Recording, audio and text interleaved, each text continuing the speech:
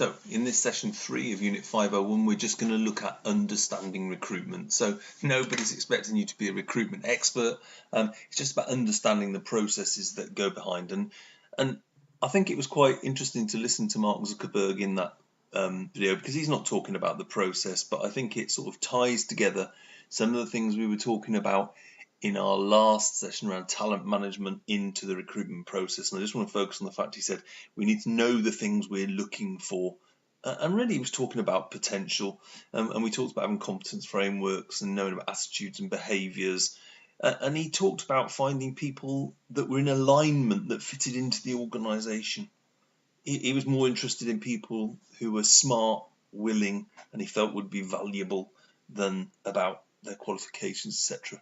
And it almost sounds a bit fanciful perhaps, but there is some truth in the fact that we want to get the right people to fit into the organisation, particularly if we know they're going into a high performing team.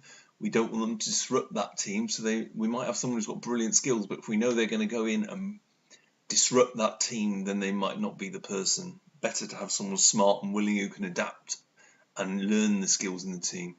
So last bit on that, we're going to look at the recruitment process now moving forward. So let's have a look at what the aims and objectives are. So the overall aim for this short session is to understand how to recruit people into the organisation.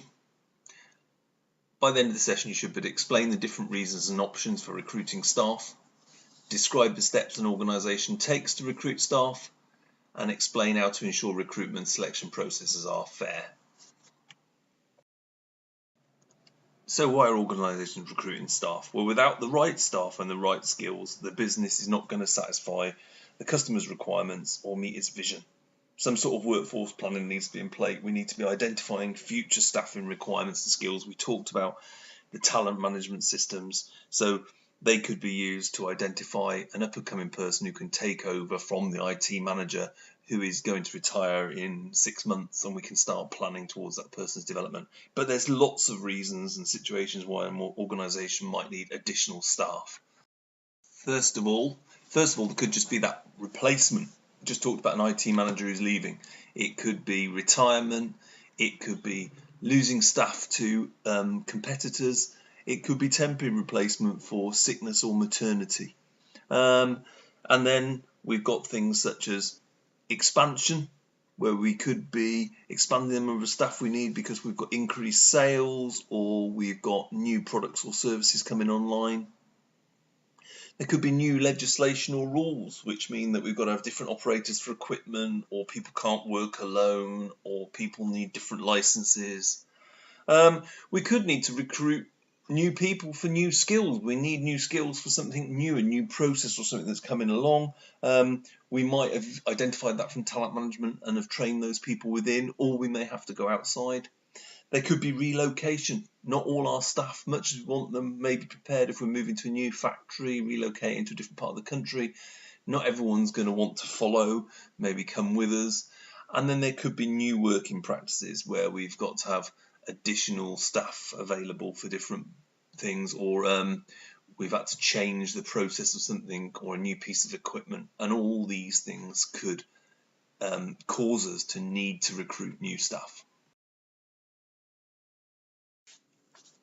And then we've got a number of options we can on how we're going to employ them. They could be permanent or temporary staff, depending on if it's an ongoing change or if it's something that's temporary, or if we're deciding whether it's going to work and we're not really sure yet. And then we might be talking fixed term contracts or open-ended contracts. If we know it's going to be only for a year, then it'll be a fixed term contract, or an open-end contract if we're unsure.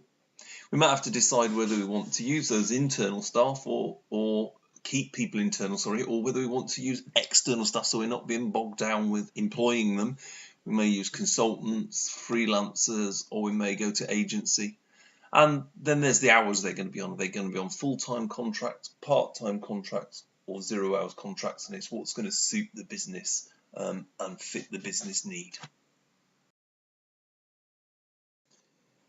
So those decisions are going to be part of the process before we start the actual physical thing of recruiting those people, and a lot of those things might be outside of your control, dependent on the organisational side, its responsibilities, or the tradition and the sector that you're in.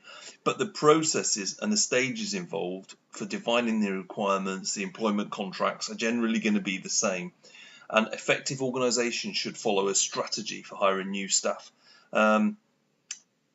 You may recognise when we look at it that there's issues within your organisation and recruiting staff. You may see there's gaps, and although you may not be able to control those, you may have an impact on trying to improve them. So let's just sort of run through a general process of how someone might be recruited and what the organisation might do throughout that process. So it really should start with some sort of evaluation, and that's of the company, the needs, the strategy and vision. I think we've been talking about this in the sort of talent management sort of thing. And from this, the role and the characteristics of the person that you want for that role will come out with the competence frameworks that we've talked about, including the acceptance of if there is anybody within that you could use, or if we're going to have to go outside. And that'll lead to an outline job spec and a personal spec. And then we'll decide how we're going to recruit. Are we going to go through an external agency? Are we going to use internal planned routes? And from that, we'll create a suitable, attractive sort of job advert. And then there needs to be a consideration of what the salary package is going to be based on the above, and considering the sort of current staff expectations and what we talked about in talent management. There might be sort of compensation, wages, packages agreed, structures, and finally moving on to publishing and promoting that job advert around a strategy that's been agreed to get maximum exposure. That could be through an agency, it could be on a website, it could be through social media, whatever the sort of strategy is within your organisation. Next, we'll be analysing all the applications we've had from the candidates, going through the data and the profiles, and then there'll be a process of possibly having to communicate with them to discover more about them, to gather more information before inviting candidates to an interview, suitable ones, to unlock more about their character, behaviour, attitudes, and their suitability for the role, a bit like Mark Zuckerberg was talking about, and some of our bits from talent management will have an influence there. We'll then be evaluating the candidates, picking the best ones, including appropriate people, and possibly how they fit into the team and what will be the best fit. It'll then be someone's job to make an offer to the preferred candidate and issuing contracts before moving into an induction with the new employees and the new company. And it's really important that that isn't just a one-day affair. It's really, induction starts and on goes until the probationary period is complete. Part of that will be reviewing the process and evaluating if it's gone right. And hopefully we should have ended up with happy employees then, and still having a high-performing team. Quick activity now then, just to consolidate. This activity is around your recruitment process and the steps we've talked about. It's identifying who's responsible and carries out bits in your organisation, examining where you are involved, and if any of those things have thrown up any sort of areas, it might be issues or improvements that you think could be made based on what we've talked about and what you know about your recruitment process. So there's a Word document again for you to fill in as usual, and you can upload that before we move on to part 2.